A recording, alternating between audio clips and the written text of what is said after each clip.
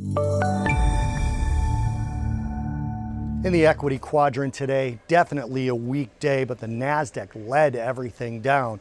Of the three major indices, the Nasdaq's the only one that didn't go positive at some point during the day. We had the S&P and the Dow both cross into positive territory and then turn back around. The Nasdaq was the day's worst performer, finishing down more than 2% and finishing again in correction territory as it did a few months back toward the end of December, down 10% from its recent high now with today's close.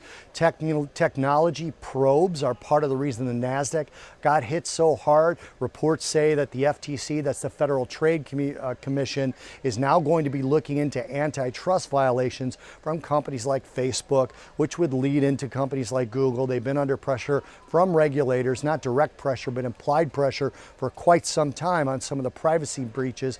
But this looking into antitrust violations really worried the markets. And you look at the new communication services sector, which started in about September of last year, third quarter of last year, started this separate sector, and that is the sector that performed the worst, down over 3%. You had IT down about 1.8%. Consumer discretionary was the third worst performer of the sector breakdowns, and that has companies like Disney in it, as does the communication services sector. These are companies that essentially provide platforms and content for those platforms, so it includes social media and search.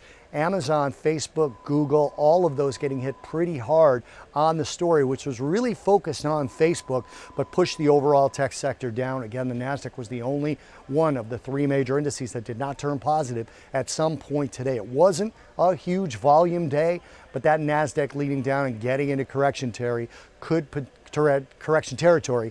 potentially imply that the other indices are soon to follow, unless there's some good news with the trade tariffs out of Mexico, trade war with U.S. China. That last part, not really likely.